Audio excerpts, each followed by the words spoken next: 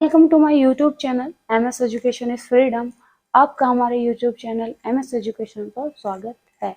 I hope आप सभी अच्छे होंगे अपने घर पे और स्वस्थ होंगे। आज जो हम टॉपिक पढ़ने जा रहे हैं हमने उसका पहला पार्ट पहले कर लिया है, जो कि हमारा था टाइम मैनेजमेंट, जिसमें हमने समय का महत्व जाना था, हमने समय का मानक जाना था, कार्यवक जो कर्व होता है कर्व हमने जाना था, और उसमें हमने टाइम पैटर्न जाना था जो समय क्रम होता है। ठीक है, तो आई होप आपको वो सब अच्छे से समझ आया होगा। आज हम उसका सेकंड पार्ट करने वाले हैं। ठीक है, जिसमें हमारा टाइम फिलोसफी होगा, और फिर उसके बाद हमारा उसमें जो समय मानक यंत्र होते हैं वो उसमें होगा। उसमें फिर हमारा एक टाइम होगा जिसमें विश्राम टाइम जिसमें आता है, और उसमें आपका ये पीक टाइम आता है कि पीक लोड किसको बोलते हैं। उसमें ही आपका एक आता है ये जो कर्व होता है, ठीक है, कार्यवक्र जो होता है, जो वर्क का कर्व होता है, ये तीनों उसमें आते हैं। ठीक है, इसी में ही हम आगे फिर इसको पूरा देखेंगे कि जो टाइम मैनेजमेंट होता है इसको समायोजन करने वाला क्रम क्या होता है। ओके, तो अपना स्टार्ट करते हैं। आप पेन कॉपी लेके हाथ में अच्छे से बैठिएगा और उसको नोट डाउन करते हुए चलिएगा। आई होप आपको अच्छे से समझ आएगा। तो बच्चा पार्टी स्टार्ट करते हैं। तो जो मैंने आपको कल समझाया था वो हमारा टाइम मैनेजमेंट में से जो था वो था समय का महत्व, जिसे समय मूल्य भी कहते हैं, समय मानक मतलब कार्य इकाई या फिर वर्क यूनिट, कार्य वक्र हमने पढ़ा था, जो जो हमारा वर्क कर्व होता है वो हमने पढ़ा था, समय क्रम टाइम पैटर्न हमने सब क्या किया था, कंप्लीट कर लिया था। आई होप आपको अच्छे से समझ आया होगा जो कल की वीडियो थी। अगर आपको कहीं भी कोई प्रॉब्लम है तो आप कमेंट बॉक्स में कमेंट कर सकते हैं। ठीक है, हम उसे रिजॉल्व करने की पूरी कोशिश करेंगे। ठीक है, आइए अब आगे समझते हैं कि समय दर्शन टाइम फिलोसफी जो होती है ये क्या होता है। ठीक है, तो इसका अर्थ एक ऐसे साधन से है जिसे समझना तो अत्यंत कठिन है परंतु मापना अत्यंत आसान। ठीक है, तो जो समय फिलोसफी होती है, समय दर्शन होता है, ठीक है, एक ऐसा साधन है जिसे समझना क्या है, अत्यंत कठिन है, परंतु मापना क्या है, अत्यंत आसान। क्योंकि टाइम कितना होता है हमारे पास, 24 आवर्स ना। समय को हम एक उपयोगी पदार्थ जो होता है के रूप में प्राप्त कर सकते हैं तथा व्यय भी कर सकते हैं। तो जो समय होता है हम उसको एक उपयोगी पदार्थ के रूप में प्राप्त कर सकते हैं तथा व्यय भी कर सकते हैं। समय व्यक्ति के लिए मनोवैज्ञानिक, ठीक है, अर्थों में भी प्रयोग किया जाता है। तो समय क्या है, ये व्यक्ति के लिए क्या है, मनोवैज्ञानिक अर्थों में भी क्या होता है, इसका प्रयोग किया जाता है। समय को सामान्यतः घड़ी, सूर्य अथवा धरती की गतिविधियों द्वारा ज्ञात किया जाता है। तो जो समय होता है इसको किस किस से ज्ञात किया जाता है, घड़ी, सूर्य अथवा धरती की गतिविधियों द्वारा ज्ञात किया जाता है। अतः समय की मात्रा एवं व्यय किए गए समय की गणना तथा समय की अवस्था समय दर्शन के आधार पर की जाती है। तो जो समय की जो मात्रा और उसका फिर व्यय किया गया समय की जो गणना होती है, जिसे मतलब देखते हैं, ठीक है, और समय की जो अवस्था होती है ये किसके द्वारा इसे देखा जाता है, तो समय दर्शन के आधार पर ही किया जाता है। ठीक है, आई होप आपको अच्छे से समझ आया होगा। नेक्स्ट आगे बढ़ते हैं। समय संतुलन, टाइम बैलेंस, ये क्या है? समय संतुलन के 3 भाग किए जाते हैं। ठीक है, अगर आपसे पूछे कि टाइम बैलेंस के कितने पार्ट हैं या फिर समय संतुलन के कितने भाग होते हैं, तो आप बोलोगे कि 3 होते हैं। आपसे पूछा जाए कौन कौन से हैं, तो आप बोलोगे कार्य, विश्राम एवं नींद और मनोरंजन। ठीक है, इसी के आधार पर क्या होता है कि हम समय संतुलन करते हैं, अपने कार्य, अपना विश्राम एवं नींद और मनोरंजन के आधार पर। ओके, आगे बढ़ते हैं। विश्राम काल प्रत्येक कार्य हेतु अवकाश के समय का अलग अलग मानक होता है। तो विश्राम काल क्या है, ये एक वो समय है जब हम प्रत्येक कार्य हेतु क्या करते हैं, अवकाश के समय का अलग अलग मानक होता है। मतलब हम प्रत्येक कार्य के बाद जो अपने विश्राम का जो वो समय होता है उसी को हम क्या बोलते हैं, अवकाश काल होता है। ये इसके क्या होते हैं, अलग अलग मानक होते हैं। अवकाश काल का दैनिक कार्यों में विशेष महत्व होता है। जो अवकाश काल होता है उसका दैनिक कार्य में क्या होता है, एक विशेष महत्व होता है। दिन भर की शारीरिक एवं मानसिक कार्य के पश्चात उत्पन्न थकान के कारण अवकाश की आवश्यकता होती है। ठीक है, जब हम दिन भर हम कार्य करते हैं जो कि क्या होता है, जैसे शारीरिक और मानसिक कार्य होता है, तो जब उसके पश्चात जो हमें थकान होती है, ठीक है, उसके कारण हमें किसकी आवश्यकता होती है, हमें अवकाश की आवश्यकता होती है। हमें नीड होती है किसकी, रिलैक्स की। ठीक है, हमें नीड होती है, आराम की हमें नीड होती है। अतः थकान को दूर करने के लिए तथा पूर्व की तरह कार्य में ऊर्जा लाने के लिए इसकी आवश्यकता होती है। विश्राम या फिर अवकाश, ठीक है, तो ये किस लिए महत्वपूर्ण है, ये इसलिए महत्वपूर्ण है कि जिससे कि हमारी थकान दूर हो सके और जैसे हम पहले एनर्जी के साथ, ऊर्जा के साथ कार्य कर रहे थे, उसी प्रकार हम अपना कार्य दोबारा से कर पाए। ठीक है, आई होप आपको अच्छे से समझ आ गया होगा। आगे पढ़ते हैं।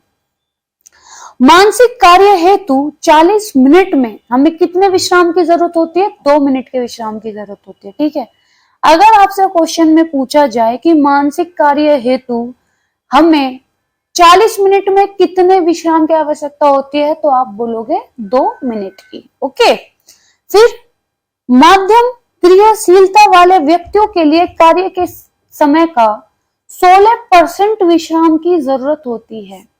जो मतलब हल्का या फिर माध्यमिक, मतलब इसे बोल सकते हैं जो माध्यम, ठीक है, जो विश्राम, जो उनका मतलब क्रियाशील जो व्यक्ति होते हैं, तो उनको कितने विश्राम की जरूरत होती है, तो उनका जो पूरा टोटल जो वर्क का टाइम होता है ना, उसके 16% उनको विश्राम की जरूरत होती है। कितना, 16%। ओके, आई होप आपको समझ आया होगा।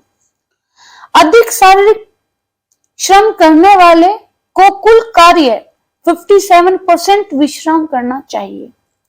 अब जो अधिक शारीरिक कार्य करते हैं उनको कुल कार्य का, ठीक है, जो वो कार्य करते हैं उसका 57% उनको क्या करना चाहिए, विश्राम करना चाहिए। ओके, आई होप आपको अच्छे से समझ आया होगा। तो मानसिक कार्य है तो कितना, 40 मिनट में 2 मिनट का विश्राम होना चाहिए। जो माध्यम क्रियाशीलता वाले व्यक्ति होते हैं उनको समय, मतलब तो कार्य के समय का 16% उनको विश्राम करना चाहिए। जो अधिक शारीरिक श्रम करने वाले व्यक्ति होते हैं उनको कुल कार्य का 57% क्या करना चाहिए, आराम करना चाहिए। आई होप आपको अच्छे से समझ आया होगा। अब नेक्स्ट बढ़ते हैं। समय मापन यंत्र, ठीक है, एक होता है पीक लोड, एक कार्य वक्र और विश्राम। ठीक है, विश्राम क्या है, ये हमने विश्राम जान लिया है। ठीक है, ये हमने विश्राम जान लिया है। अब और फिर हमने कार्यवक्र, ये भी हमने जान लिया है। अब हम जानेंगे पीक लोड। ठीक है, कि जो पीक लोड होता है ये क्या होता है। ओके, चलो इसको भी समझते हैं। पीक लोड प्रत्येक गृहिणी के लिए दिन भर में एक ऐसा समय आता है जब कई सारे कार्य अधिक मात्रा में एकत्रित हो जाते हैं तथा कार्य भार में वृद्धि हो जाती है। उस समय को पीक लोड कहते हैं। तो इनका कहने का मतलब ये है, अगर आपसे पूछा जाए कि पीक लोड क्या होता है, तो आप सिंपल सा बोलेंगे कि जब एक गृहिणी दिन भर में कार्य करती है तो एक टाइम ऐसा जरूर होता है जब एक साथ बहुत सारे कार्य हो जाते हैं, उसी को हम क्या कहते हैं, पीक लोड बोलते हैं। सपोज दैट आप मान लो मॉर्निंग का टाइम कि आप मैरिड हैं, ठीक है, तो एक साथ आपको कितने सारे काम आ जाएंगे कि आपका जो बच्चा होगा उसके लिए, ठीक है, उसके लिए आप टिफिन पैक करेंगे, लंच बॉक्स आप उसको पैक करेंगे, उसको फिर आपका हस्बैंड उधर जा रहे हैं तो आप उनके लिए भी लंच बॉक्स पैक करेंगे एंड ब्रेकफास्ट बनाएंगे, फिर इधर आपको इन लॉज मतलब आपके साथ एक साथ कितने सारे काम आ जाते हैं आपको, तब कपड़े भी धुलने होते हैं, बर्तन भी धुलने होता है, झाड़ू पोछे भी, तो एक साथ क्या हुआ, एक साथ बहुत सारे क्या आ गए, कार्य आ गए, उसी को क्या कहते हैं, पीक लोड कहते हैं। ठीक है, आई होप समझ आया होगा। यदि गृहिणी सुविचारित ढंग से कार्य का विभाजन इस प्रकार करे कि समय एवं शक्ति की मांग प्राय दिन भर समान रहे, तो एक निश्चित समय में कार्यभार के बहुत अधिक हो जाने के संकट से बचा जा सकता है। तो इनका कहने का मतलब ये है कि एक अगर जो गृहिणी स्मार्ट या फिर सुविचारित ढंग से कार्य का विभाजन करे, ठीक है, कि ये कार्य उसको तब करना है, ये कार्य उसको तब करना है, ये कार्य उसको तब करना है, मतलब समय और ऊर्जा के हिसाब से, ठीक है, टाइम और एनर्जी के हिसाब से कि कितनी मांग प्राय दिन में मतलब होती है, तो क्या होता है दिन भर का जो काम करने का है उसमें एनर्जी और शक्ति क्या है, एक समान ऐसे वो रख के अपना अगर मैनेज करे तो क्या होता है, कार्यभार बहुत एकदम से मतलब आपको एक साथ बहुत सारे कार्य आ जाएं, उसके जो संकट होता है उससे बचा जा सकता है कि आपको एक साथ बहुत सारे कार्य ना करने पड़े, आप उससे बच सकते हैं अगर गृहिणी क्या करे, सुविचारित ढंग से कार्य का विभाजन करे। ओके, आई होप आपको अच्छे से समझ आ रहा होगा। अब आगे पढ़ते हैं। समय समायोजन का क्रम अच्छे से देखना क्योंकि ये लगाने के लिए आ जाता है। हर मद को सम्मिलित करके एक सूची बनाएं। तो पहले हम क्या करेंगे, जितने भी हमारे मतलब मद होते हैं उसको हम सूची बनाएंगे। हर काम के लिए समय का सही अनुमान, फिर हम अनुमान लगाएंगे कि कितने काम में मतलब कितने जो हम कार्य करते हैं कौन कौन से कार्य में हमें कितना कितना टाइम लगता है। फिर अनुमानित समय का पूर्ण उपलब्ध समय के बीच समानता लाएं एवं समय क्रम का निर्धारण करें। फिर जितना हमें पहले समय लग रहा है फिर हम देखेंगे हमारे पास कितना समय होता है, जैसे 24 घंटे होते हैं, फिर हम उसका क्या करेंगे, उसके बीच हम समानता लाएंगे। ठीक है, उसके बाद क्या करेंगे, योजना का लेखन हम करेंगे। ठीक है, तो आई होप आपको समझ आया होगा। मैं आपको इसको और अच्छे तरीके से समझाती हूँ। ठीक है, अब देखिए योजना कैसे बनाते हैं। ठीक है, सबसे पहले क्या करेंगे, हम सूची तैयार करेंगे। ठीक है, सूची में क्या क्या आएगा, जो भी कार्य करना है उसकी सूची बनाएंगे, कुछ भी हो, cooking, self work, child, market, family time, study, self study या फिर गेम। फिर हमने अनुमान लगाया कि हमारे पास कितना समय मतलब कितना समय हमारा लगता है इन कार्य को करने में, तो ये हो गया आपका समय इतना इतना इतना। ठीक है, अब हमारे पास वास्तविक समय है 24 घंटे। ठीक है, अब हमने देखा जो हमारा ये खर्च हो रहा है ये 26 घंटे, तो इसके बीच हमें क्या करना है, सिर्फ बैलेंस बनाना है। अब योजना, अब इसी की तरीके से हमें योजना बनानी है। ठीक है, अब समय को ध्यान में रखते हुए क्या करना है, योजना हमें बनानी है। ठीक है, तो जो ये संसाधन मतलब ये जो थे ये सब क्या है, इनको हमें सेव करना चाहिए। ठीक है, जो समय है उसको हमें सेव करना चाहिए और कम से कम समय में हमें क्या करना है, ज्यादा कार्य करना है। ठीक है, मतलब 24 घंटे ही हमारे पास, ये तो है नहीं कि 24 घंटे से ज्यादा आ जाएंगे, तो हमें इस समय में ही अपना सारा काम मतलब ज्यादा से ज्यादा काम करना है और गुणवत्ता के साथ समझौता नहीं करना है।